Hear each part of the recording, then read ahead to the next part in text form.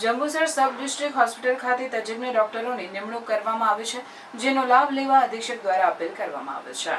Jambusar sub district hospital શહેર અને તાલુકાની ગરીબ જરૂરિયાતમંદ જનતા માટે આશીર્વાદરૂપ છે, જ્યાં મોટી સંખ્યામાં દર્દીઓ લાભ લેતા હોય છે।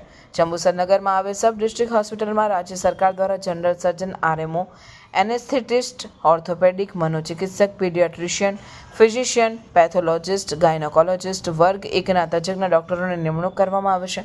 જંબુસર, આમોદ તાલુકા સહિતની જનતાએ આ સેવાનો લાભ લેવા જંબુસર સબ ડિસ્ટ્રિક્ટ હોસ્પિટલ અધિક્ષક ડોક્ટર એ લોહાણી દ્વારા જણાવાયું છે।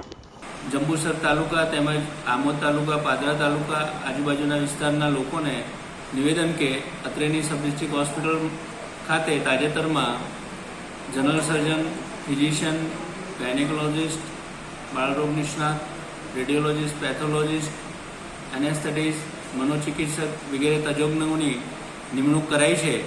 તો મારા બધા જ આજુબાજુના લોકોને નમ્ર વિનંતી કે તેઓ આ સેવાઓનો લાભ લે અને હોસ્પિટલના એડમિનિસ્ટ્રેશનમાં સહકાર આપે।